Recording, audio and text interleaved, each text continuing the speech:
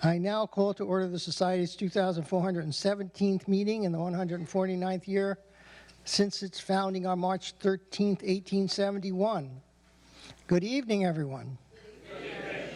My name is Larry Milstein. I am the president of PSW, one of the oldest scientific societies of Washington, D.C., committed to providing a forum to further scientific understanding and inquiry.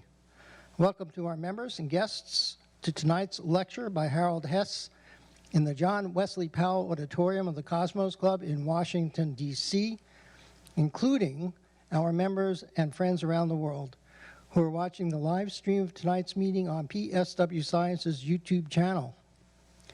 We will begin with a few announcements, followed by a reading of the minutes of the 2,416th meeting and the lecture by Dean Romish on the Argo flotilla of autonomous ocean sensors and what they tell us about the oceans and the atmosphere. We will then turn to tonight's lecture, followed by a question and answer period. When the Q&A session is done, I will present a thank you gift to our speaker, make a few closing announcements, thank those who make PSW possible, and adjourn the meeting to the social hour. Please join me in thanking the sponsors of the, what happened here? 2019-2020 lecture series, the Policy Studies Organization in cooperation with the American Public University, and a generous donor who has asked to remain anonymous.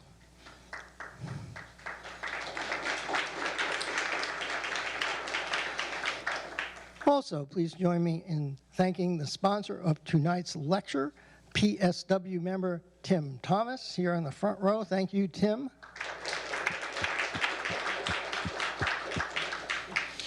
And finally, by way of thanks, please join me tonight in thanking one of the members of the General Committee and the crew who keep this organization running and growing, PSW member at large and IT director Jared McQueen.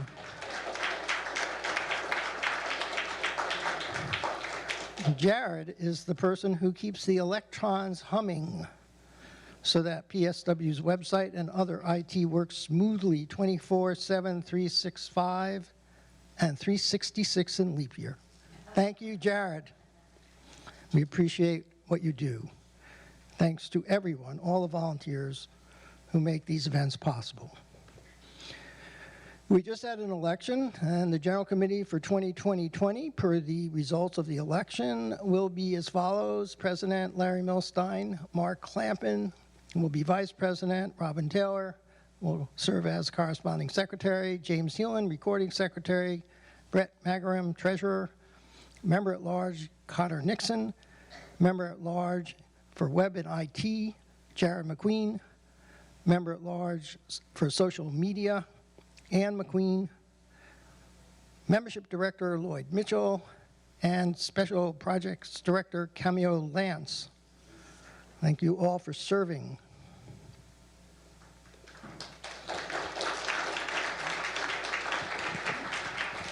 I'm pleased to announce that the following new members have been elected to the Society. Barry Bienia, Associate Professor at Eastern Virginia Medical School, interested in geology, paleontology, anthropology, and the cultural effects of scientific advances, who learned of PSW, quote, years ago, close quote, from a newspaper listing of community events. And Victoria Gaminio, an epidemiologist retired from a distinguished career at the Centers for Disease Control, interested in diseases at the human-animal interface, environmental health services, remote sensing, geospatial analysis, and machine learning. And tonight's speaker, Harald Hess, whose background and interests will be clear to you in part from tonight's proceedings. Please join me in welcoming them to membership.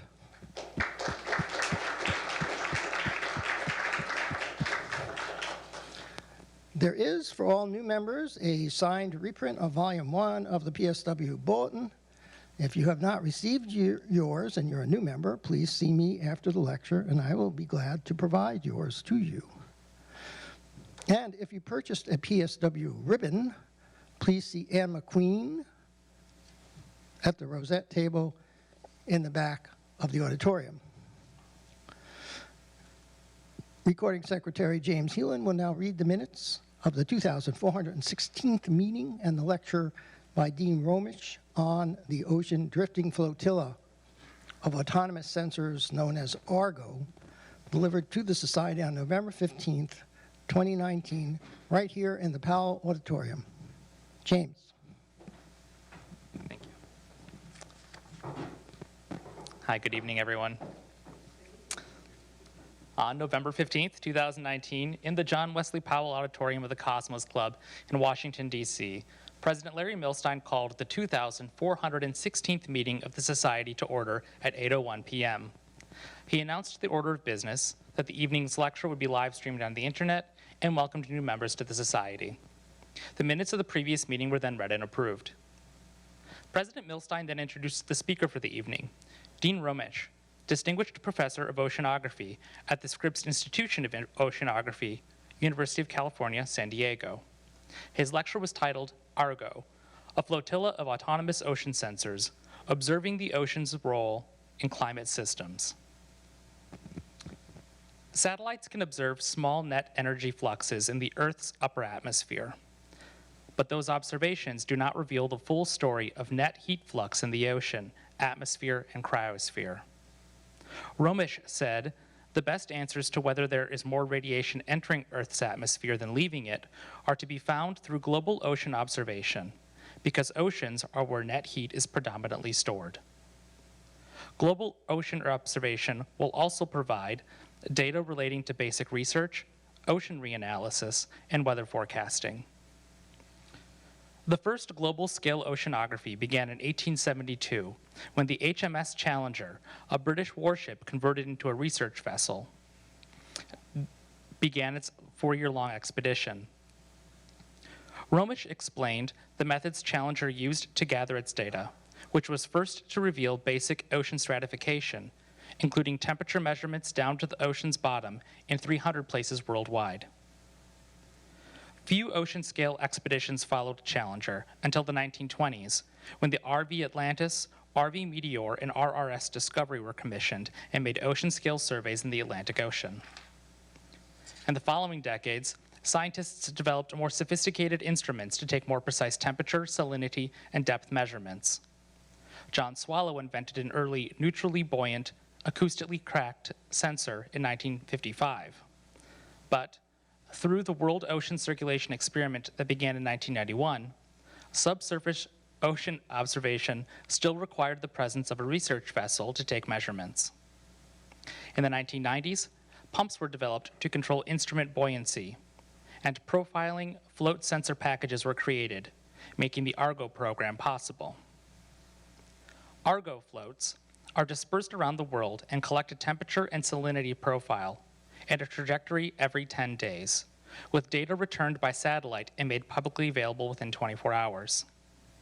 The floats descend from the sea surface to a depth of 1,000 meters, drift there for approximately 9.5 days, descend to 2,000 meters, and then immediately surface and report data using iridium cellular communication.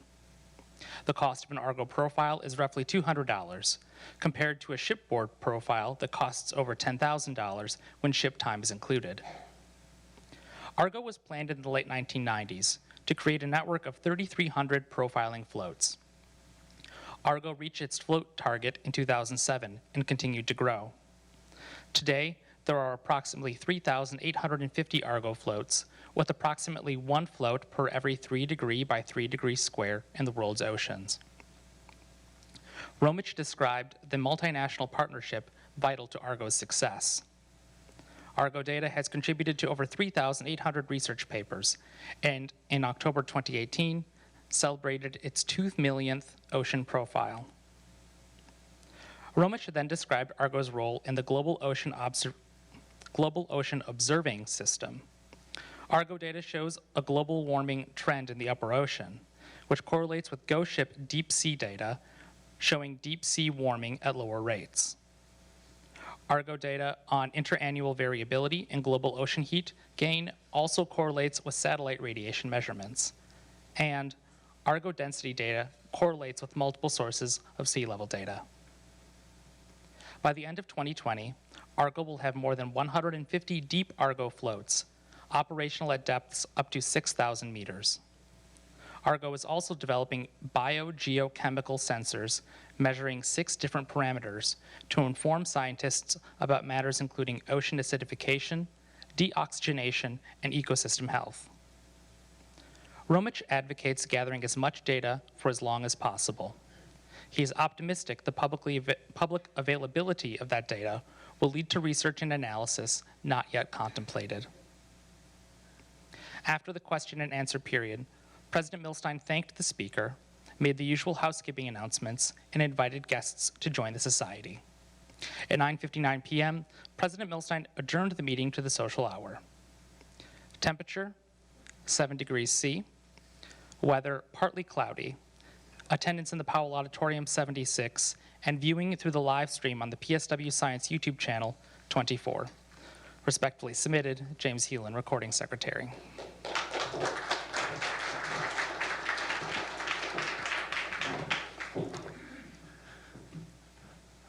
Are there any comments on the minutes, corrections? If not, I will entertain a motion from a member to accept the minutes as read. I see Bob had his hand up and Terry is second. And all members in favor? All members opposed? The minutes are accepted as read and will be posted to the website in due course. The video of the Romich lecture has already been posted to the PSW Science YouTube channel and the PSW Science Vimeo channel and can be accessed directly there or via the PSW Science website. We do have a special announcement tonight by request to say happy birthday to Carl Merrill. So happy birthday, Carl.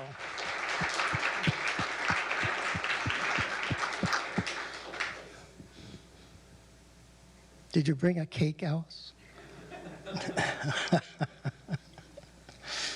We now turn to tonight's lecture on super resolution and 3D imaging brain circuits to cell ultrastructures. It's my pleasure to introduce tonight's speaker, Harald Hess. Harald is senior group leader at the Howard Hughes Medical Institute Genelia Research Campus. Previously, he was group leader there, and for several years before that, he was director of the Applied Physics and Instrumentation Group. Harald invents new microscopes with the potential to impact biological research. Currently, he is working on interferometric photoactivated localization microscopy, more easily known as PALM, to produce 3D super resolution images. 3D electron microscopy using a variety of high throughput and sectioning approaches and correlative tools to bridge optical and electron microscopy. His recent work has extended PALM to 3D super resolution microscopy and its application to research in cell biology. He also is developing 3D electron microscopy techniques for volume imaging of cells and neural tissue, and he recently combined these techniques with cryogenic PALM to produce images correlating information from both techniques, which you will hear about tonight, I believe. Previously, he worked on hydrogen atom trapping and Bose-Einstein condensates and evaporative cooling to achieve BECs in atomic gases. He developed low-temperature scanning probe microscopes to visualize atomic and subatomic physics phenomena, including, for example, vortices in superconductors. And he worked in industry developing advanced equipment for hard disk drive and semiconductor inspection and production. In 2005, he and a colleague, Eric Betzig, learned about photoactivatable fluorescent proteins. And using their expertise in inspection technology, invented the method of photoactivated localization microscopy, PALM, to reveal details of cell structure beyond the diffraction limit. It was built in his La Jolla condo, tested at the National Institutes of Health, and contributed to the 2014 Nobel Prize in Chemistry. Harald is a member of the National Academy of Sciences and a fellow of the American Physical Society and the American Association for the Advancement of Science. He earned a PhD in physics at Princeton University Okay, thank you, very much. Thank you very much for the introduction, and it's a real privilege to be invited here, and an honor to speak in front of all of you. And so tonight, I would like to discuss various forms of microscopy, and to put this into and I'll give it a bit with a historical perspective, to add some information, and also weave in my personal story at the same time and come into current topics of research in a variety of areas of biology and neuroscience. So before I launch into this, I'd like you to sort of think of the rest of the talk, and there are maybe three themes in microscopy. First of all is the equipment itself, driven a lot by optics technology over the years. And especially recently, the data acquisition technology, has become more important. It's very similar to telescopes, right? The optics technology and data acquisitions are just leading to great progress in both fields. Now, microscopy has something that the astronomers cannot do.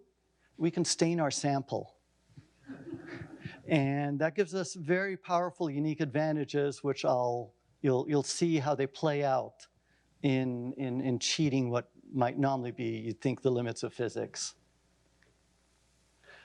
So let me just go back about 400 years, and at the birth of microscopy, it's basically some spectacle makers were having some fun with their glass, trying to look at small things like bugs. Janssen invented it. Robert Hooke sort of refined it, and van Leeuwenhoek also sort of developed even better lenses for it. And they learned. This is the pointer here. Yeah, and they learned. They can not only see bugs in greater detail. They discovered cells, which was transformative to our understanding where life is coming from. They saw small objects swimming around cells, bacteria, which is completely new and novel. They even sort of saw the first examples of neural tissue way back, hundreds of years ago. And over the next few centuries, things gradually improved. They learned a little bit more about better lens making, able to deal with spherical and chromatic aberrations, getting to ever finer focus throughout the 1800s. And then finally, toward the end of the 1800s, this person, sort of physicist, understood that light is made out of waves, and waves can be focused only to a certain extent, called the diffraction limit. So if you focus light with a wave, you can basically get a bump, let's say about this big. And if light wavelength is about 500 nanometers, it turns out you run through their equation, you can maybe see about 200 nanometers. That's sort of like the finest you can see with light. And that's considered the diffraction limit. And this is an important number for all light microscopies. So, and diffraction limit is defined by what it takes to distinguish two close point objects. If they're a little bit too close, you can't tell them apart.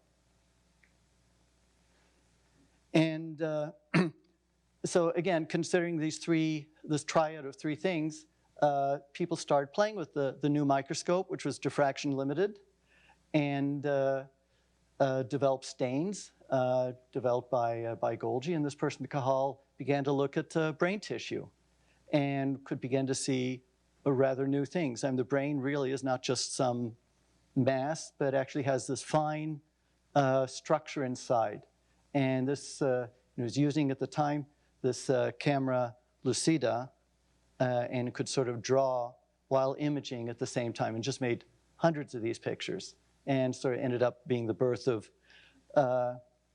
neuroanatomy.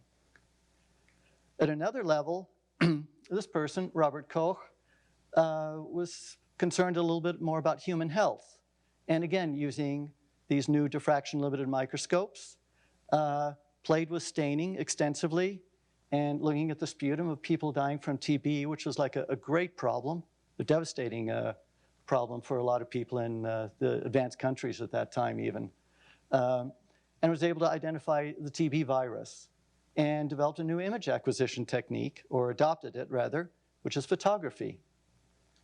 And of course, extended it to other infectious agents, cholera, anthrax, and I think it's had big impact, just for the world as a whole. Going forward again, this person, Ernst Ruska, started playing with electrons. The potential resolution there is a completely different story. You can go down well below this limit of 200 nanometers before, down to about a nanometer, or maybe even beyond. That's more or less at the atomic level. Again, associated with this issue of staining, a whole new methodology had to be developed to prepare samples so that they could be visible. So here, for example, people learned how to stain the sample with heavy metals that made them light up for electrons in a way which was unique. They replaced the water with epoxy because it had to go in a vacuum, and they turned it into plastic as one example and used photography to take the data. So there's a whole fancy sample preparation technique, which we're even playing with today a little bit. But in the end, then you could see even finer details of cells. This, for example, is the Golgi apparatus, who you've heard about just a second ago, mitochondria. Essentially, everything which is a lipid bilayer membrane gets stained very well with these osmium metal atoms, and they just light up and define just a beautiful global context of what's going on. It's a very powerful tool and really allows us to peer inside these cells. So just to briefly summarize, in the beginning, we had eyes, right? And then microscopes came along, and they gradually improved until finally we got to the diffraction limit, barely able to see bacteria and maybe some of the bigger viruses. And then electron microscopes just sort of blew right past that. And so now there are other dimensions that that one can look into. Going into 3D. Biological materials aren't 2D. They don't fit on a sheet of paper necessarily. And one way to do this is simply to take a sequence of pictures at different depths. And then this was done initially in 1958 by Strostrand, just trying to see the structure of a synapse which communicates between two nerves. This is a little video which just sort of gets the idea. Diamond knives were invented in 1955 as a preferred way to cut thin sections. This is a piece of plastic or plastic prepared sample with metal staining that lights up all the membranes. You shoot electrons through, you get these pictures. That's neural tissue. And then you can sort of color in the boundaries of all the, what's inside the nerve cells. And then you just reassemble and draw by hand in these early days, and you can have the beginnings of what could look like a 3D image. And that principle got extended even further with effort by Sidney Brenner when they thought, let's get the first real significant organism, a worm, C. elegans, and decided at that time also to take a series of pictures. You can see the film roll here in the back. And here you're just literally painting in by hand each little part.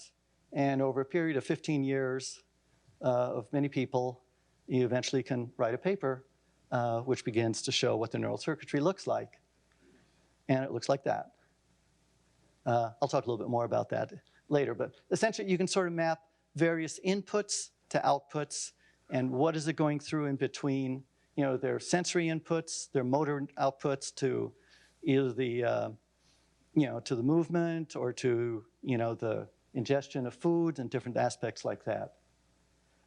This animal has only 300 nerves, so everything is highly, highly specialized. So let's just take a look at this and try to think, well, how much data is that? And it's actually quite a bit. If you have 70 microns by 70 microns, that's the size of the worm, 200 microns long, and you're looking at it at a tiny little resolution of about, let's say, 8 nanometers, which is what you need to really see it, you're probably talking close to the order of a teravoxel of data. A lot of data comes in very, very, very fast when you begin to think, what are the challenges to really see biology down at this scale in 3D? And so here's another way to put this in perspective. This is sort of an important chart, so let me just spend a minute on it. The horizontal axis down below, whoops, I didn't mean to do that. Let me try that. Okay, horizontal axis down below tells how big the sample are. Up here, we're talking about a cubic millimeter. Down here, a cubic micron. So this is going by orders of magnitude very, very quickly. The vertical axis is resolution. Down here, it's really detailed, fine resolution, 1 nanometer. Up here, we're talking about a much larger scale, maybe 1 micron. So if you want fine resolution in a large object, you're literally operating over here. And you're probably talking about, petabytes, just a huge amount of information. The C. elegans, as I said, sort of falls right on this one corner right here, about 1 terabyte of data. Fly brains a little bit more. If you go a little bit further, mouse brain is out here. It's like about 1 exabyte. Talk about a human brain, maybe you're about 1 zettabyte. This is just going 3 orders of magnitude at a time. It goes very quickly.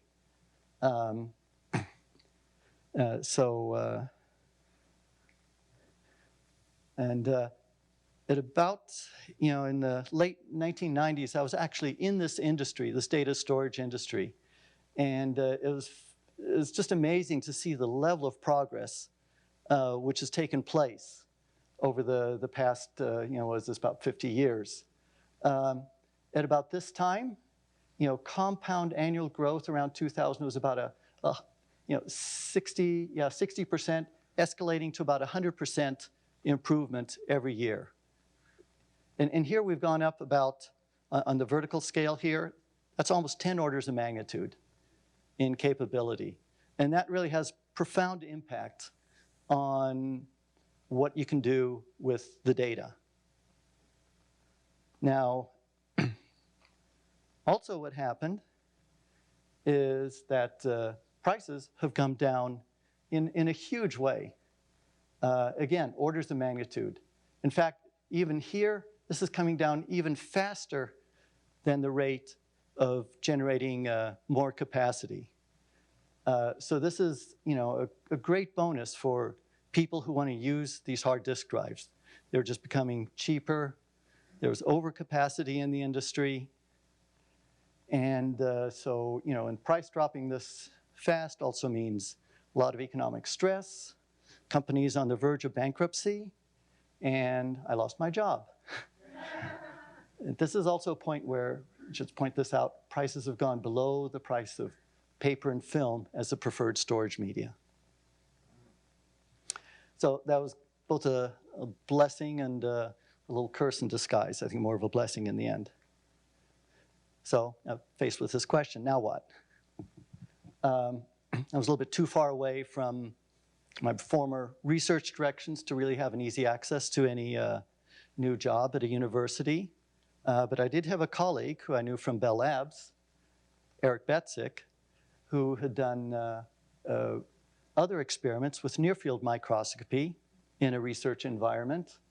And he also had ventured into the business world, trying to produce new equipment to save the American auto industry. And it didn't quite work out well for him. So he encouraged me to join, and we were trying to think, well, where do we go next? And we sort of read up on literature, sort of came back a little bit to the theme of microscopy, and we hid ourselves behind these little shell companies. It was just really ourselves. There really wasn't any company behind it, called New Millennium Research and New Quest Research, trying to figure out where we go. One of the things that we learned about was a new stain, the green fluorescent protein. It was invented by, or discovered by a number of people, Roger Sen included, where you can actually label the cell genetically. You can go into the gene, put a little code in for this particular molecule, And if you shine light on it, it can glow. And the beauty is that it's highly specific. You can attach it to a protein of your choice. You can make the mitochondria light up. You can make, you can make the ER light up, or any other protein that you're curious about. You can just see where it is. The specificity is amazing. And it even works on live cells. And in our, let's see, and so just to put this into one more perspective, this molecule is small. There on the right side, that's a diffraction-limited optical spot. In the middle is about the size of the molecule. What you can image is way bigger than the size of the molecule, 200 nanometers versus a couple of nanometers in size. Eric previously was doing some single molecule imaging. It was known that individual molecules can be imaged, and that was all cute. But in our wanderings, we actually learned about something brand new. Some of these molecules can switch. They can turn on, and they can turn off. And they can be dark, and maybe a few can be on. So that was sort of like the magic key to a missing puzzle for us. Let's go back to Abe. And here he could observe only at the diffraction limit, let's say 2 particles right here. So let's say you turn on only 1. You can look at that fuzzy spot and you say, well, gosh, the molecule, that really must be in the center. It's really a much smaller region where it's probably located. And now you turn on another molecule, and the first one goes dark, and you say, oh, I know where that position is too, much more precisely than what I see in that fuzzy spot. It's there. You can add the 2 together, and now you can resolve the 2 molecules, whereas before, you would consider this is not resolvable. So just by the magic of these molecules being able to switch, you can sort of exceed and transcend this diffraction limit. So we said, wow, we got a cool idea, and there's my living room, and we set to work. And we knew this was easy. We didn't want to go run around for grant money or anything. You know, for the price of remodeling a bathroom, you can do this yourself. And this is the idea. Again, over here, if all of these molecules would be on at once, you would see a little diffraction-limited blur like that. Your ability to sort of turn them on one at a time allows you to localize it, redraw the lines, and you can get super resolution. And we applied it, went to NIH, teamed up with some other people there. Here you can see the molecules blinking, and over on the left side, you can see the resulting image, which is super resolved. So essentially what we did is we've taken this diffraction limit, which was sort of the limit of optical microscopy for about a century, and just sort of scooted over a little bit by about an order of magnitude. And here's another example. You sort of could extend this principle into the 3rd dimension, and you can go what previously would have been an optically diffraction-limited image like this, from conventional microscopes to something of this order. So at that time, there was a new place which was just being built a little bit on the other side of the Potomac River called Janelia Research Labs. At the time, it was called Janelia Farm Research Campus. And their mission was to do neural circuits and imaging. And as an aside, flies were considered a cool organism. I didn't really know anything about neural circuits, and I still don't know that much. Flies, they're very different, but I did have a little confidence in the imaging side. And lucky enough, they hired me. And so I've been there ever since, working on these projects. And I might add, Eric Betzik also was sort of working at this place for a while and was later well recognized for this work too. So why the fly? The fly is, this is what other people say. It has a very rich behavior. It can navigate, it knows where it is, it has memory of places, it has complicated courtship rituals, it can get addicted, frustrated flies can drink, they groom, they sleep. There are a lot of attributes which are very much what we're all about too. So they're an amazing little organism. And the nice thing is there are a lot of genetic tools available too, which is a big bonus for researching it. And for me, when I sort of just look at size, they're not too small like the C. elegans, which has only 300 neurons. It's and not too scary big like a human, which would be just technically impossible to fathom, but about just in the right sweet spot in size to look at its brain. And so that was the challenge. Its volume is about 40 million cubic microns just for the top brain part. And in order to resolve it, we need to do these 8 nanometer voxels in size. And if you add up, how long does it take to do that imaging? And we sample at 1 megahertz. It's like about 8 years of operation. That amount of data is a lot of data. And what's even harder is that the data has to be perfect. You're looking at wiring. If there's a little gap from the left side to the right side, you can't tell where these tiny little nerves go at all. And what might be like a few years worth of effort could just be totally then wasted. So there's an extreme demand on perfection for that. So here we are again, fly brain in that region. And so we were exploring initially how to go about it. There's been the traditional methods of sectioning, which I showed earlier. You just take a diamond knife like this and cut, and that's actually been used to section up a fly, but it has a little bit issue related to the thickness of the section, which I'll talk about in a second. This diamond knife cutting can also be put on sheets, which are put on a flat surface, and electrons can scatter back up instead of going through. That's another approach. Or you can sort of just take the object itself, cut it, and look at the block face itself. You don't have to deal with distortions of the section. We took a different approach, and this is something which actually is done in the semiconductor industry if they want to reverse engineer or look at failure modes in a circuit. You, instead of using diamond knife, use an atomic beam, actually an ion beam, called a focused ion beam of gallium atoms that can just sort of sandblast right across the surface. And now you can remove tiny amounts of surface, nanometer level amounts of the surface. And so here's a little quick overview. You scan the surface, and then you blast away and see expose a new surface a little bit lower. You scan that, get another image, blast away, and you get a new surface. And you iterate. You do this about once every minute. And here's a machine. There's a focused ion beam put here on the side. The SEM goes down, and all this activity happens right here in the middle. And this is the kind of data that you get. This is a piece of neural tissue looking at it in all the 3 different directions of a cube from this focused ion beam SEM approach. It's an isotropic pixel. No matter which way you look at it, it looks the same. Whereas if you have a section-based approach, you can't cut smaller than about 30 nanometers. It just becomes unstable and annoyingly difficult.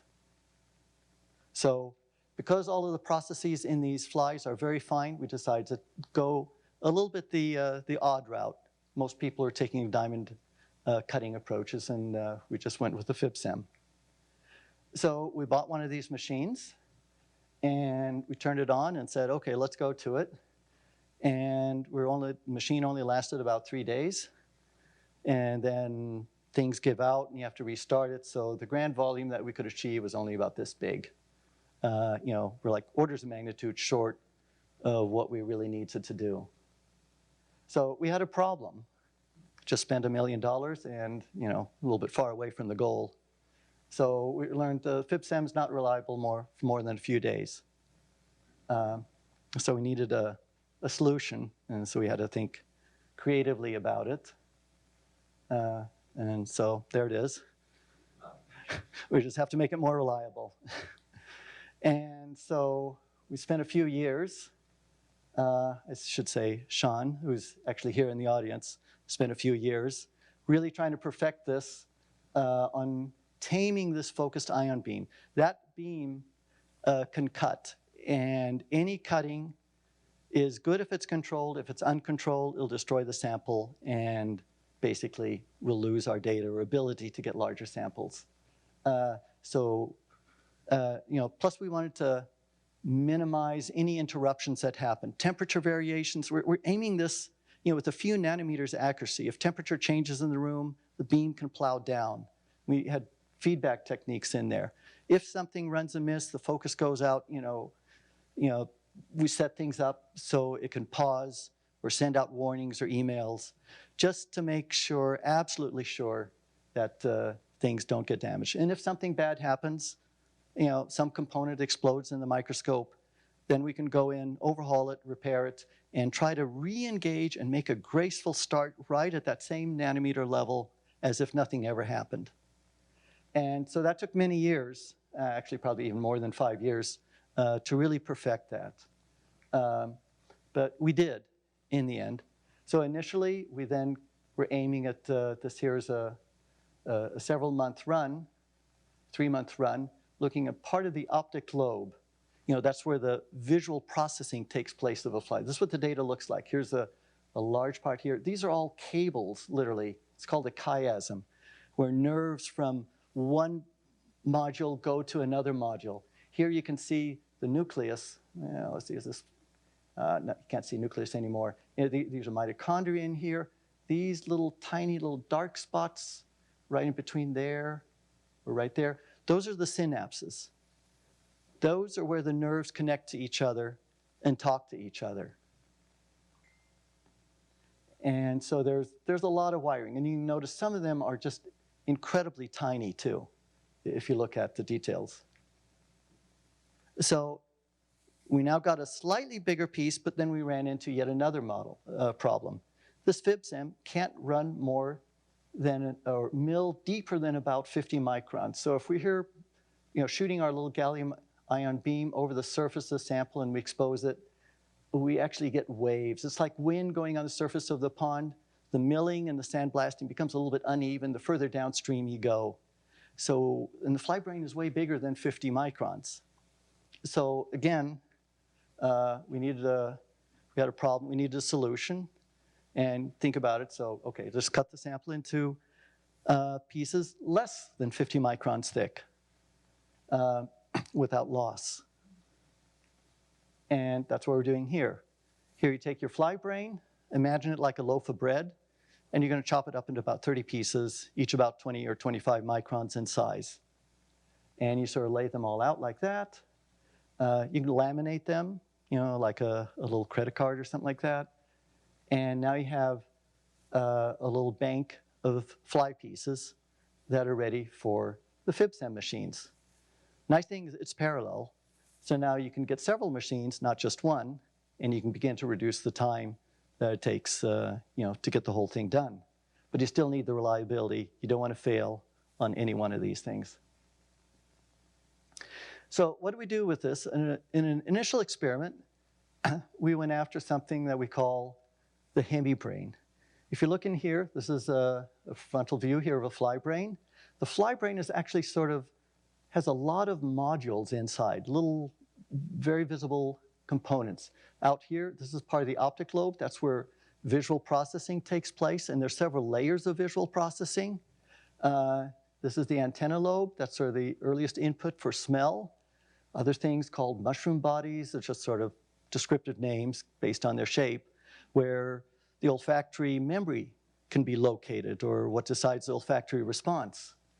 And there are other parts inside. I'll mention one for navigation. You'll see that in a second, called the ellipsoid body. It looks like a donut. And if people do imaging of that, while the fly thinks it's in a virtual environment that's rotating, it tracks the rotation by the neural activity being in different parts of the donut, like a little compass. And there's sleep circuits in there. There's a lot of stuff inside that head. And these are the sections all cut up, 25 microns thick. And you can see here is this ellipsoid body. Out here, fan-shaped body. And you sort of see a little bit the different modules here. And now we just sort of zoom through, and you can see just a lot of the detail. Zooming really in at a very fine scale, you can see synapses, mitochondria, et cetera. Synapses, we had to sort of first find and automatically predict these guys. And often you have fan in and fan out kind of synapse structures. It's not just a one-to-one. So here one nerve goes into sometimes 4 or 5 other nerves. We have to predict that, try to do that automatically. And then the second challenge is to segment. At one level, you can imagine, okay, we can just sort of color in each one of these little neurons, assign it a different color. But now we have to trace that through the whole Z-stack. And trying to do that reliably, particularly when things get small, is a major challenge. And the data is huge. You know, it's not an easy processing task. And so we partnered up with, of all things, Google. They have computers, a lot of computing power. And they developed initially this flood fill algorithm that literally takes each nerve and fills and traces it out and does that throughout the whole volume. And at first pass, you can actually get rather remarkable shapes of what each one of these nerves look like. And this here is just a few nerves from the ellipsoid body where the navigation is centered. Data's not perfect. Computers make mistakes. So here, for example, 2 neurons are merged. They're the same color. It's like saying, okay, you have 2 trees, but the computer connected the twigs at the top. Some human is still needed to try to separate out, cleave it, and because we have a little bit better knowledge than just what this neural network was able to decipher. And so there we have a team of about 50 annotators and proofreaders who can sort of just go through the data, correct this, and make sure the data is reliable. So that's a bigger project effort at Janelia. And in the end, you get final set data like this. Here again is that ellipsoid body. The little handlebar thing in the backside, that's called the protocerebral bridge. It also has different little, about 12 different little modules, that all talk to each other. There's one neuron. We'll zoom in, show where the synapse is. That's the raw data, where it's coming from. And that's synapsing to another neuron over there. That's the raw data. And you can see the synapse there. And you can't do it just for one. You've got to do it for a lot. And thank goodness there are computers and storage to do these things for you. And so this is just one module out of that fly brain. Turns out even this navigation area has lots. So the whole brain, this hemibrain, it's about half of it, we capture about 25,000 neurons. I think it's around 10 million synapses. And we can just literally map where do all these neurons project out from the different compartments. And this is the central complex associated with navigation. Now we're in the olfactory. There's parts of the antenna lobe, which does the smelling. And they project out to other parts associated with vision or with navigation. It's an amazing amount of wiring that's going on in such a tiny object. And then higher order, I'm not sure what that means. Yeah, maybe this is where the spirit resides. So, and then now, okay, once you have the data, there's a little bit of question of, well, what on earth do you do with it? At one level, you can say, oh gosh, let's, which nerve is connected to which? And you try to tabulate it, make tools for browsing it, searching it, and try to make networks, graphs of what is working together. And you might end up with something like this if you ask one particular question, and it can generate that pretty quickly. So I'm not sure if you understand that. I don't understand it. But in here, there are questions of how certain neurons from the odory part, map on to the fan-shaped body, which is associated with navigation. You really need to get more downstream data to really answer these questions. But if you form graphs, one colleague, I found it confusing, but he sort of explained it in this way, which I think is a very compelling explanation. Imagine you're a driver of a car, and the car has several outputs and inputs, like the throttle, the radio, the brake, the steering, headlights, and things like that. In a simple car, the driver controls everything. Now let's add a little bit of neural circuitry to it to make the car a little bit smarter, right? You don't want to brake and throttle at the same time. That's a waste of energy. If you go a little faster, you might want to automatically turn up the radio so you can hear it better. If you go faster, you might also want to maybe turn the air conditioner off because you want extra acceleration in an emergency. Or if the radio is too high, you might want to change the sensitivity of the throttle because you might have a little different sensitivity to your foot. If the heat in the fan is blowing, you might want to turn up the radio again. If the windshield wiper is on again, that might mean there's humidity in the air and you might need the defrost on automatically. And at the same time, you might want to slow down a little bit. And you might want to turn the anti-lock brake systems on if it's slippery on the roads. Same time, headlights have to go on by law. And with headlights on, maybe you want to dim the lights on the radio so it doesn't blind you when you're driving. And headlights might, I forgot which one is which. But anyway, you get the idea. There's a lot of complexity in there. What happens, I think a lot of these neural networks, they're defined by evolution. And they're there to solve a task.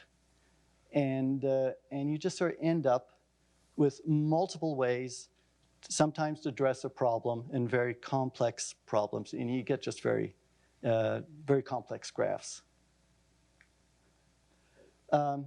So just a little note. This connectome, this is something that Ginelia is going to be releasing in a couple of months. It has 25,000 neurons, tens of millions of synapses, and maybe 60 million postsynaptic densities, a lot of distinct compartments being annotated, and the whole environment to browse and make sense of it all.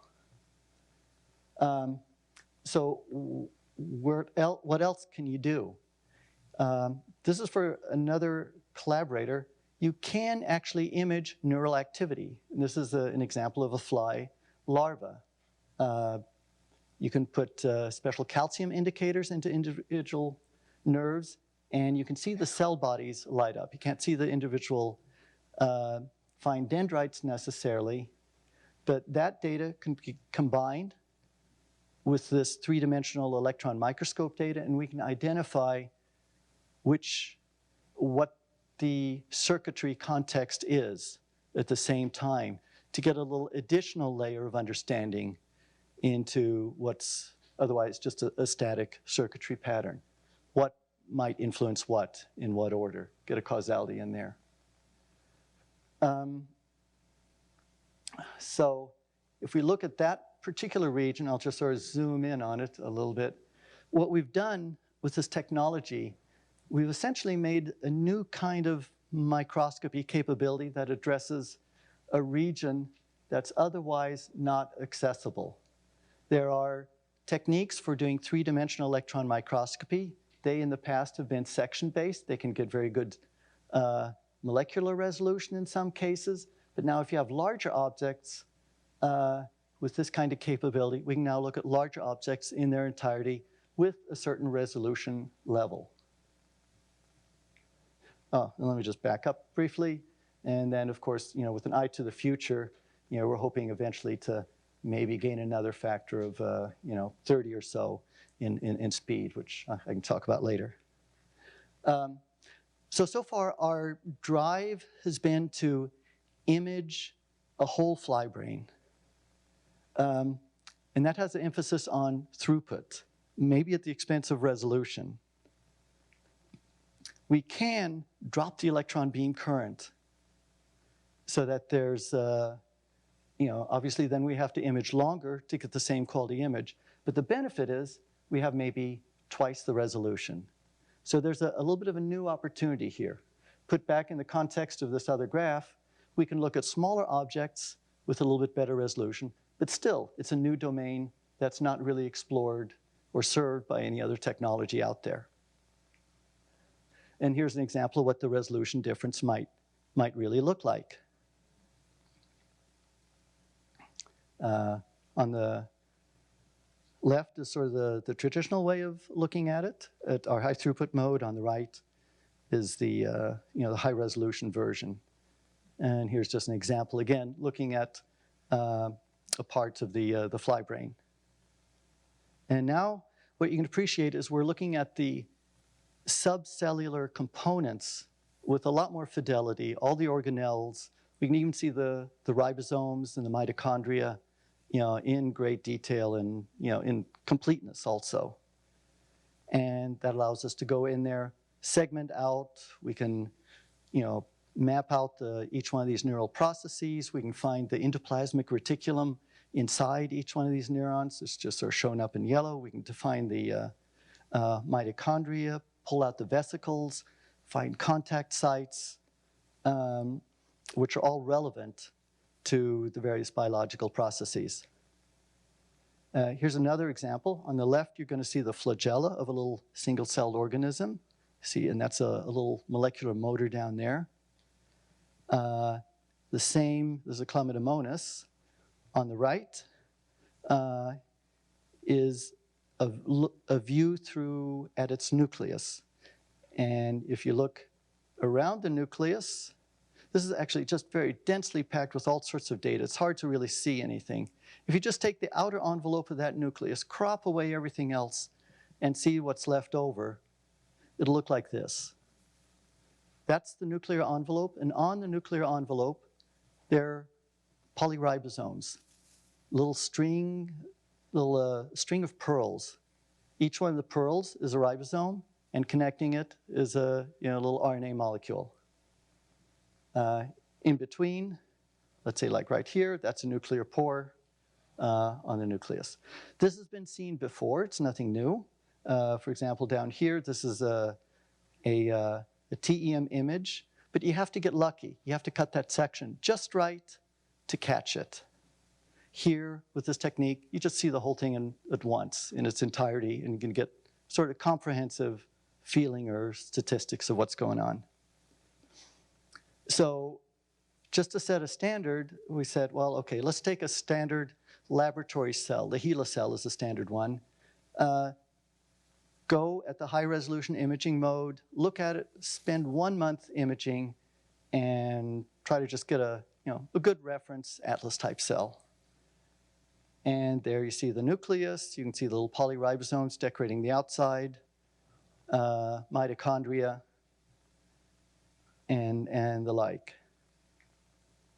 Now, that was the whole data. If you zoom in, you can see a lot more detail. There's the nuclear envelope going across the middle of the picture. That was a centrosome that just sort of went there. You can see another one just sort of floating up right there. Golgi apparatus, mitochondria, vesicles, just everywhere. And there's down below, you can see the different parts of the DNA, the heterochromatin, the euchromatin. You can almost see the histones themselves, but they're a little bit blurry to try to distinguish them one at a time. Here's one example of a still image. You can see this little tube that goes across. That's a microtubule. It's like a little structural element inside the cells. It's about 25 nanometers in diameter. And a lot of transport of different cargo goes along these microtubules throughout the cell.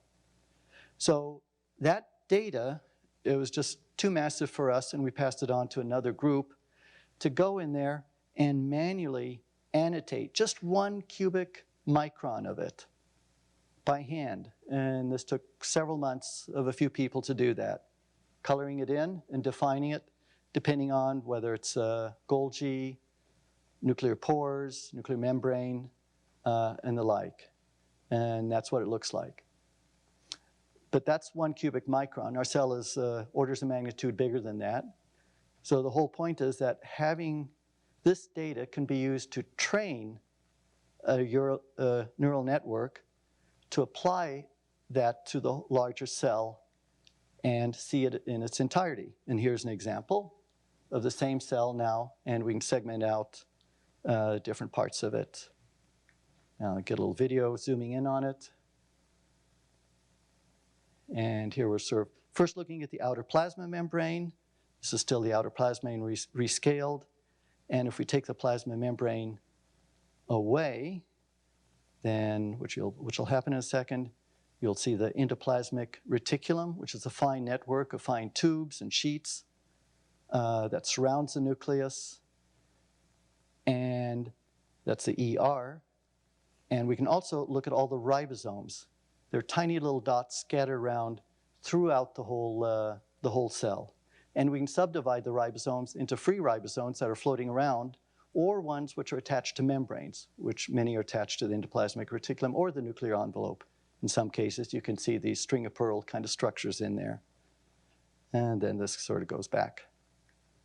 Here's another version, same data set. There's nucleus initially, and now we light up a few other structures. Again, here's the endoplasmic reticulum, and these are the mitochondria.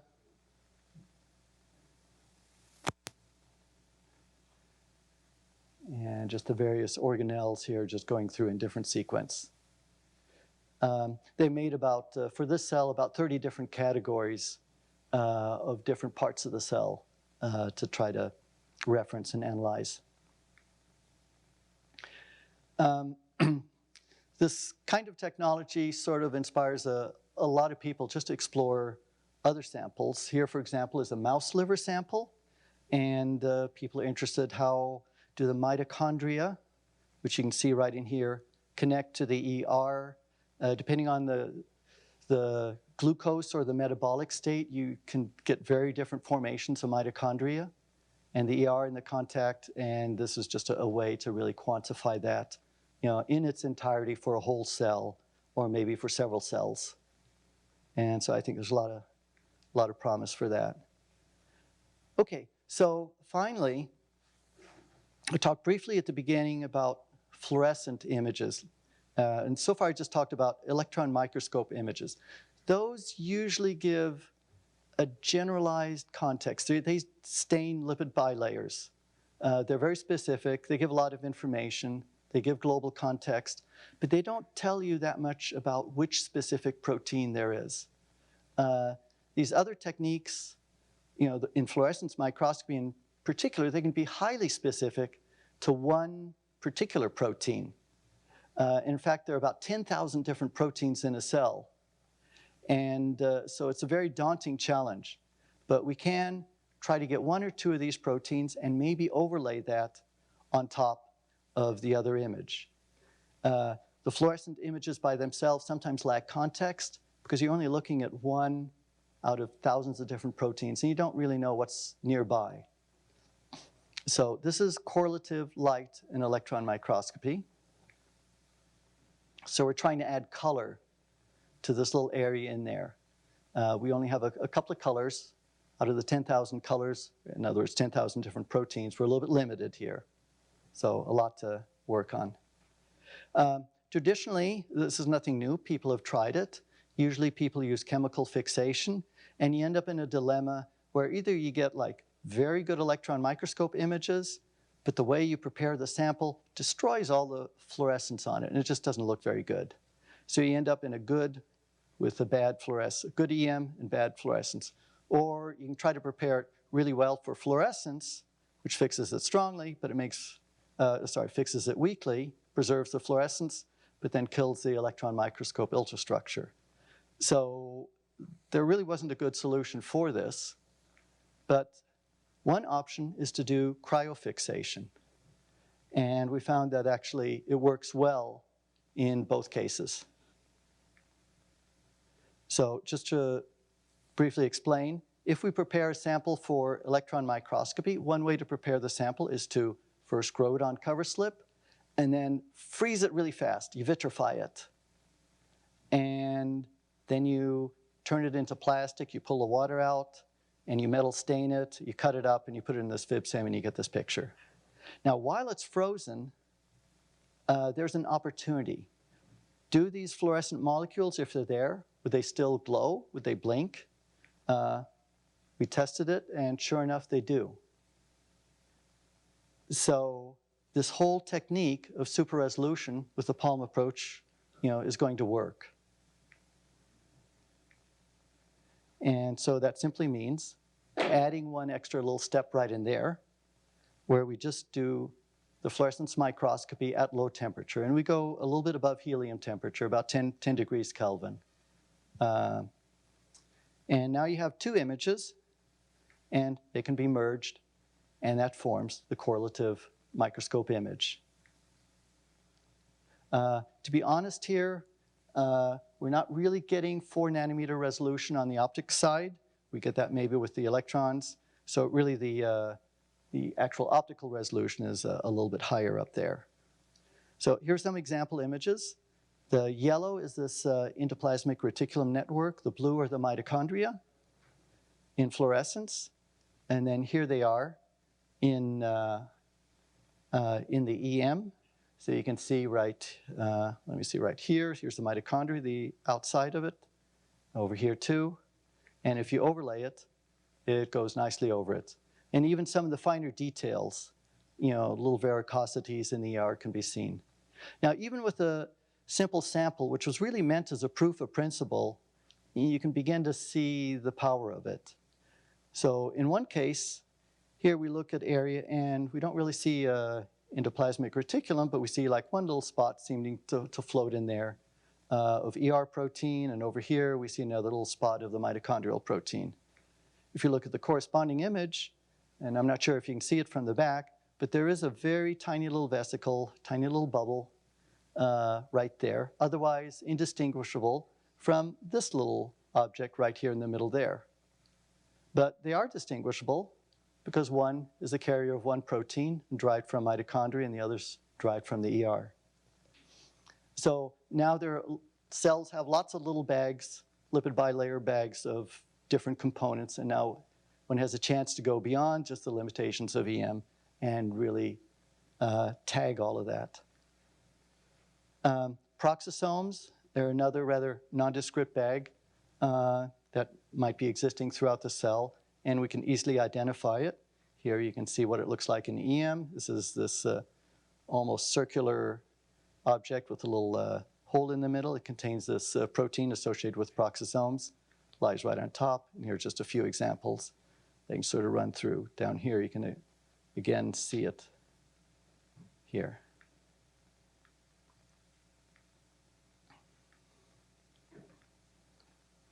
And now, since you did this for the whole cell, you can say, okay, what's the distribution of sizes and shapes of peroxisomes, and just catalog and get sort of comprehensive statistics of what a cell really looks like.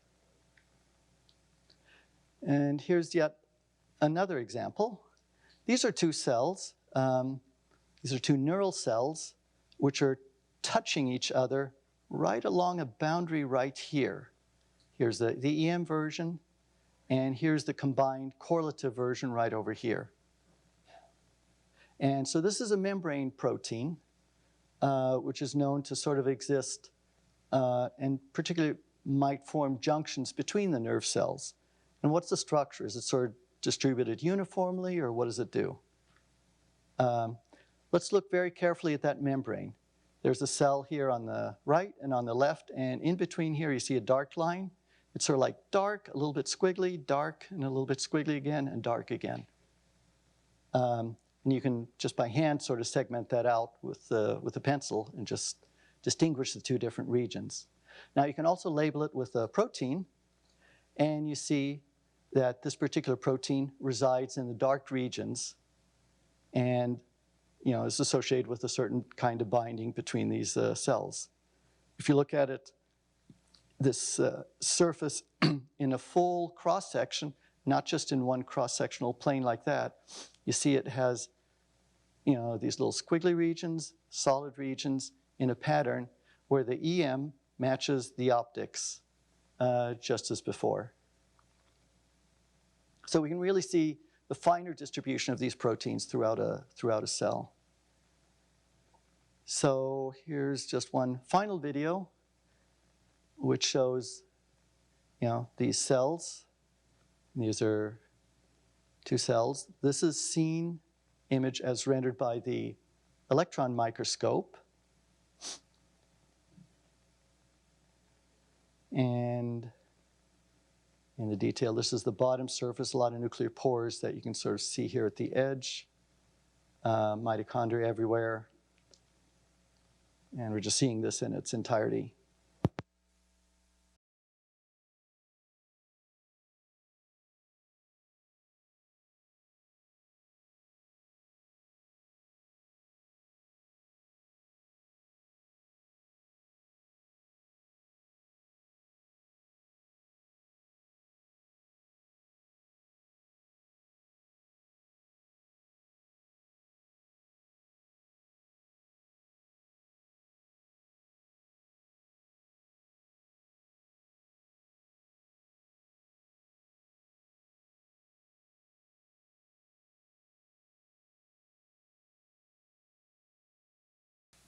And again, you can see the overlay and the quality of the overlay across different regions.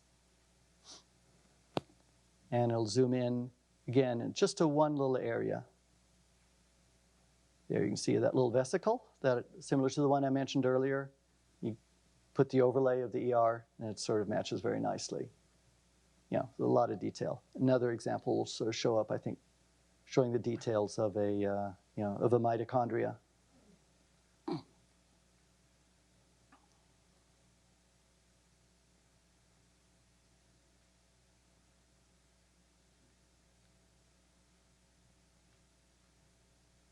Or another vesicle, I think, in the middle. Oh yeah, mitochondria down there. And again, a cross-section of it in the 2 different imaging modalities. So right now, this is a very general tool. It can be applied to a number of different biological systems. And I think just has great promise for the future. So here's one final example, just something we were playing with recently. On the top, you're seeing a killer T cell. Let me sort of play that out again. And on the other side, it's a cancer cell. And the red parts, those are lytic granules that the killer T cell has within it. If it smells a target, it then moves all of them forward and is ready to deploy that against the target to kill it. So if we have a bunch of these crawling around on the cover slip, and then we flash freeze them quickly, as we do right here, we might be able to catch this in action. And this is actually one of the things we did. Here's a cover slip, and you can see lots of blue and green ones. And here's a killer T cell on the bottom. And there's a cancer cell there on top. And now we can go in there with the extra resolution of the electron microscope and really see what's going on. Here you can see the 2 different nuclei have different contrast. The really dark little spots that you see down in here, those are the lytic granules.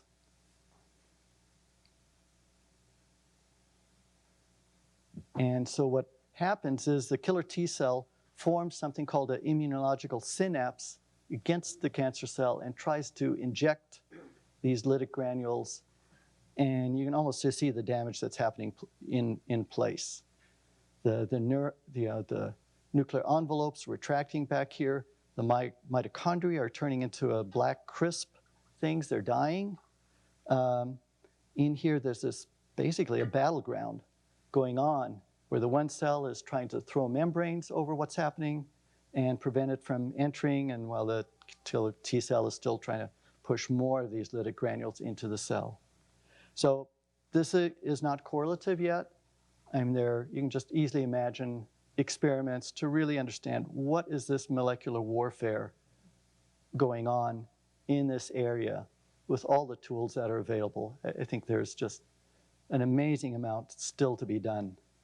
So at a certain level, I think you could say we're still back and share the same basic questions that we've had maybe about hundreds of years ago, like what are the details of how life really works, and where can this go to help, maybe help.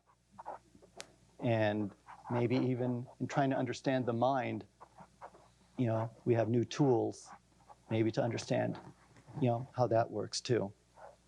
But it's an amazing challenge, and I think we'll see a lot happening in the next few years. It's a wonderful time to be having fun with microscopes and in biology. Thanks for your attention. Thank you.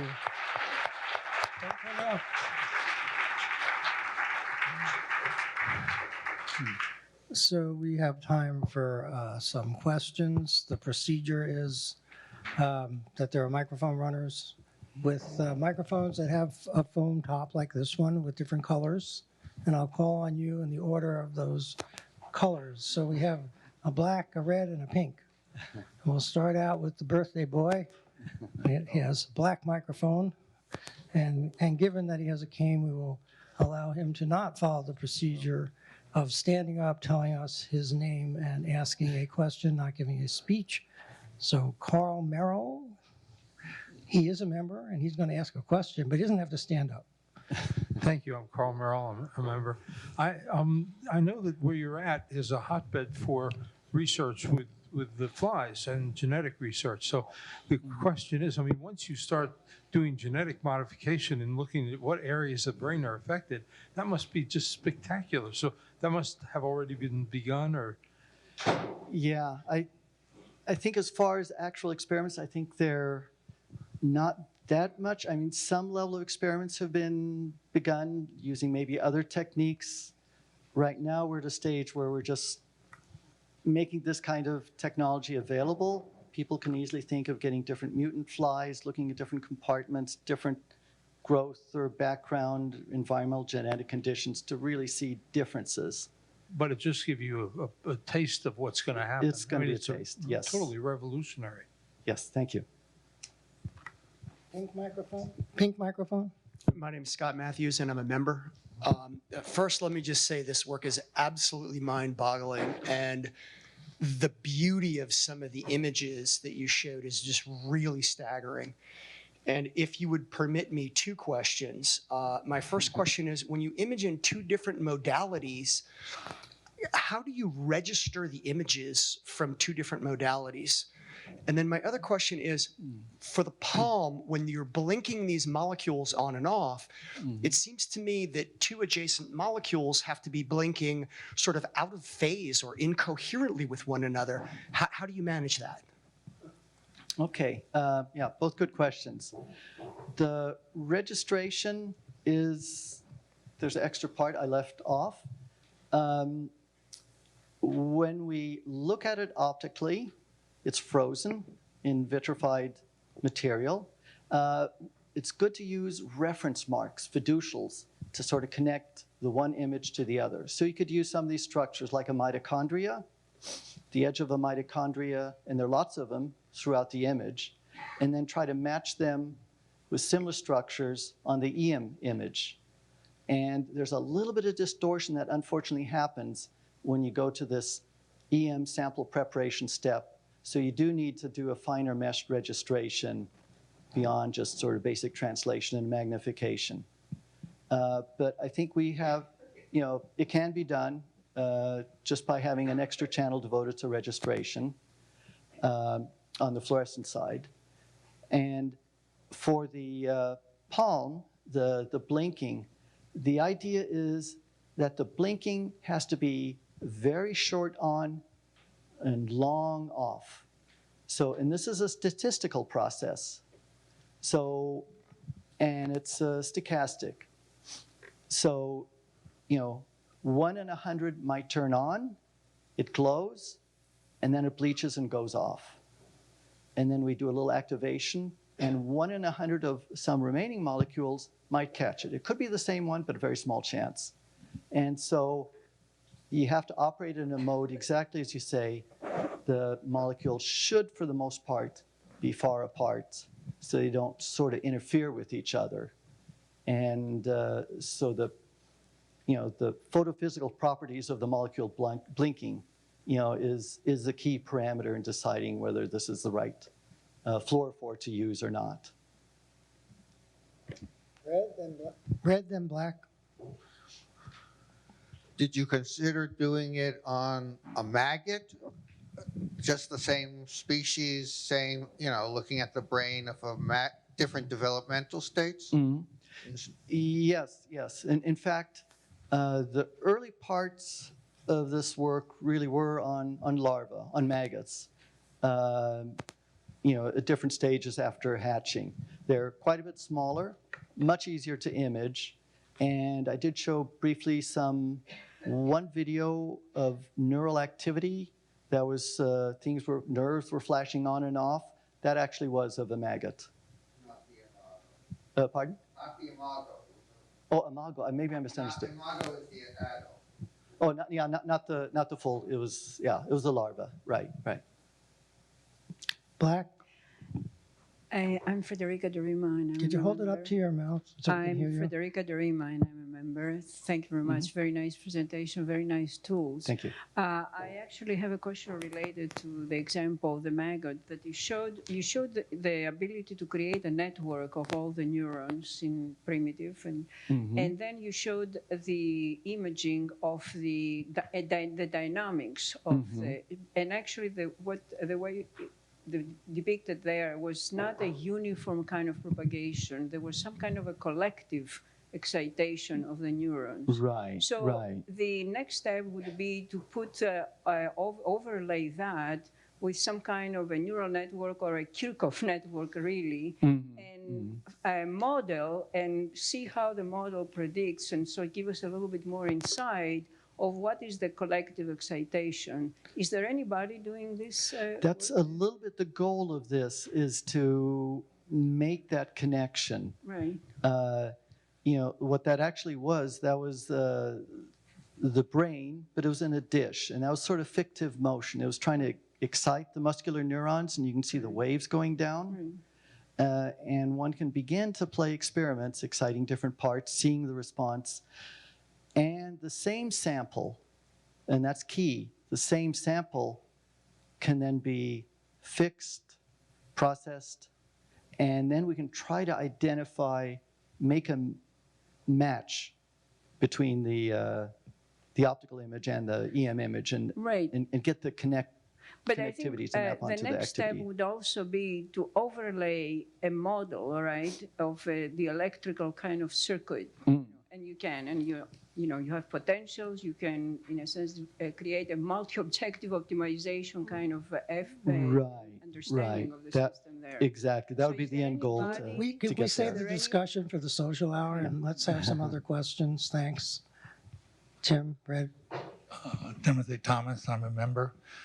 In your analogy of the car and driver to illustrate the connection between the modules, your driver module, are you implying that there's a module that tells the fly what to do and where to go? Oh, its soul, essentially, or?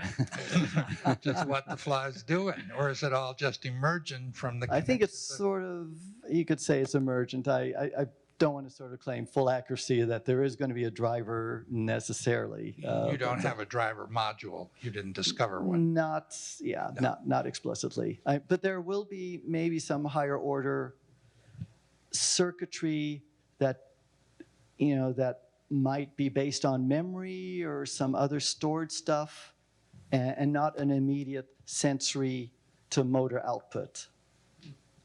And that has more layers of neurons in depth. So a lot could be inferred into a driver module, but it's just sort of a covering description of it. Pink microphone. Bob. Oops. Bob Hershey, I'm a member. What kinds of changes do you expect to see with development of a brain or with a disease? Oh gosh. With development, I think that's a very interesting area too. Nerves are growing, and they have, and it's just amazing properties to see how does a nerve grow, form that pattern, to go so many layers up, turn right, branch so far, make another turn to the left, and branch over here and touch that nerve. That is a field in itself to trying to understand that. And, and we'll require, when this goes into a pupa stage, things are happening there. Is activity part of the development and the synapsing? All I can say, these are just all good, open questions. And then, of course, once you understand what it's doing when it works, then obviously a disease is a question of what's going wrong. And maybe it, for example, sleep or addiction or other things like that, there are completely in some cases, some failures going on. Black microphone. John Merrill, son of the birthday boy. So my question is, I applaud the excruciating detail, the application of the semiconductor to biological systems. It's fantastic. But you did mention with one of the other questions that you sort of have to register the data, to be able to create these things. My question is, there's functional MR, where you could potentially take. Is there functional MR of flies? Could you do that? Is that even done? And then my other part to that question, because you could overlay it, even though it's not exact, to kind of address some of the questions that have come up. And then the other question around that is, do you see application of some of the techniques to something that's totally different, like MRI, to get high resolution? Okay, yeah, that would be an interesting challenge. And we're trying, in that case, to go from a very microscopic view on rather small things to something that works on a scale which is about 2 orders of magnitude larger. Right now, I'd say that's a little bit of a stretch goal, trying to either push the MRI down that far or push the circuitry resolution up that far is maybe not now, but maybe in a decade, one begin to think of it. Or an alternative to MRI to see activity, or what is really being used here, is trying to do some calcium imaging or neural activity imaging. And that can sort of be the alternative replacement to see, nerve activity and map that on in this context, and then be compatible with the microscopes. Magenta microphone. Is that me? Robert Thompson, I am a member. I just have well, thank you for your talk. It was very interesting. I just have a sort of general microscopy question. The Compton wavelength of a muon is about 200 times smaller than the wavelength of the electron. I'm just wondering if anybody has tried to build a muon microscope and what the challenges might be for that. I remember when I was a student, people were trying to do proton microscopes and imaging. I think you have questions of sources, obviously, which would be equivalent to getting it like from a needle tip. I think it's interesting to think about. It's probably have better penetration than protons. People are doing helium atom ion microscopes. It's very surface sensitive. They're cool things to contemplate. But I think the first thing is to figure out, okay, can one make a nice, source and be efficient in, and sort of harness that, and also with enough flux to be able to, to get the data, like this. Any more questions? If not, let's thank our, Will Angel, I am a member. I guess 2 brief questions. Sure. One, what is the rough cost of getting a sample now that you've got these machines? And then 2, when inventing Palm, did you run into issues by doing this in your home that you would not have encountered in a lab? Like, did the carpet get in the way? Okay, rough cost. I'm not sure I understood the cost. This is the cost of the samples or the machines? Yeah, samples. Oh, the samples, it's largely labor. Some student or, expert researcher, putting time and effort into harvesting the fly. To be honest, the flies that we have here, we have one expert who's been doing this for about 10 years and has perfected the staining in a level that I think it gives us a little bit of a unique capability. Extra contrast pays huge dividends here. And, let's see. Yeah, so sample preparation, sorry, the other question was, The carpet. oh, carbon. Oh, yeah. To be honest, we didn't get too far in doing it at home. We basically built the apparatus, put it in a suitcase, flew over to NIH to somebody who knew what biology was. And they had cells. We didn't know what a cell was, barely. And they knew how to transfect, do the fluorescent labeling. And I'm fortunate, a Genelia too, to sort of be able to sit back on the biological side and let the biologists do their biology. Okay, well, let's thank our speaker.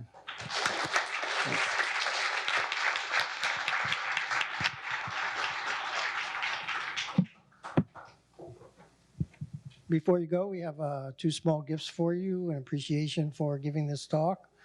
One is a framed copy of the announcement of your talk, and the other is a signed copy of Volume 1 of the Bulletin of the Philosophical Society of Washington, covering the period from March 1871 to June 1874, which includes the reasons it was founded, who the original founders were, why they foolishly called it the Philosophical Society of Washington. No, I'm just kidding.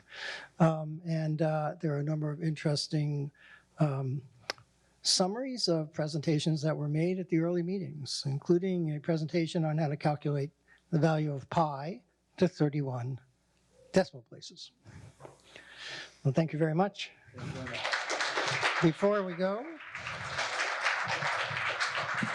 we have a few housekeeping announcements. If my microphone holds up. So, as you know, the dues payments were due. If you're a member and you haven't paid your dues yet, please do so. And if you have paid your dues, or even if you haven't paid your dues and you're going to, please consider giving us an additional donation or sponsoring a lecture. If you want to join, it's pretty easy to do. You just go to the website on the home page and look up in the upper right-hand corner, and there is a blue button.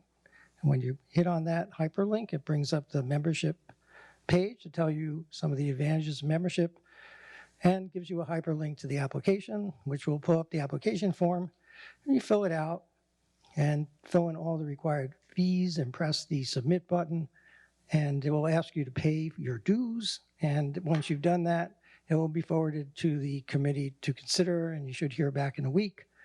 We have one very important requirement, and that is that you have a genuine interest in science. PSW is a nonprofit educational organization, tax exempt under Section 501c3 of the Internal Revenue Code, and contributions are tax deductible to the extent permitted by law and the IRS. All PSW members in good standing may wear the PSW rosette. If you wish to purchase one, $15 plus tax, you may do so at the rosette table at the back of the auditorium, and McQueen will be happy to help you with that. If you have any questions about membership, please see our membership director, Lloyd Mitchell, or corresponding secretary, Robin Taylor, who's hiding behind the audio rack, or Ann McQueen. Our next lecture will be the 2,418th meeting of the Society. It will take place on January 10th, 2019, here in the Powell Auditorium, and we don't know who the speaker will be just yet. Ordinarily, the first lecture of the year is the President's lecture, but not this year. Instead, the President's lecture will be on February 21st.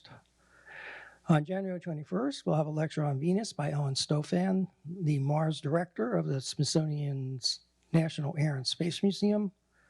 On February 7th, we will have a lecture by Jack Gilbert, who is a professor in the Department of Pediatrics and at the Scripps Institution of Oceanography. And he'll be talking on the World Microbiome Project and integrated microbiomics. As I mentioned before, the President's lecture will be on February 21st, 2020. And the speaker will be Joachim Frank, who is professor of biochemistry and molecular biophysics and Distinguished Professor of the State University of New York at Albany. Frank is the inventor and developer of single particle cryo-electron microscopy and methods for cryo-EM determination of molecular structures at atomic resolution, which has been a revolution in the determination of large protein complexes at atomic resolution. He was awarded the 2017 Nobel Prize in Chemistry for this work, together with Jacques Dubochet and Richard Henderson. And he will be speaking on single particle cryo-electron microscopy. On March 6th, we have a talk by Rajesh Rao, who is the Yun Wang Professor and Director of the Neural Systems Laboratory in the Department of Electrical and Computer Engineering at the University of Washington, Seattle. He is an expert on brain-computer interfaces. We're not talking GUIs here. These are direct interfaces between brains and computers, and that will be the subject of his talk. On March 20th, we'll have a talk on robotics by Henrik Christensen, who is the director of the Contextual Robotics Institute at the University of California, San Diego. And I'll mention one other of the dates, which is May 15th, which I think is going to be the Henry. It's our annual Joseph Henry lecture, and the speaker will be Shep Dolman, who is the lead scientist on the Event Horizon Telescope Consortium that not too long ago reported the historically significant first direct image of a black hole. And with that, let me say that PSW is run entirely by volunteers. And I'd like to thank tonight's volunteers: James Heelan, who read the minutes, Ann McQueen, who took care of the live chat and rosettes, Robin Taylor, who did the video setup and will be working on the breakdown, and took care of the live stream and served as video director, Jared McQueen and Connor Nixon, who ran our cameras, Cameo Lance, who did the room management, Noah Block, our best boy, our mic runners, and our post-lecture wrangler, Lloyd Mitchell. Please join me in thanking them all for their work.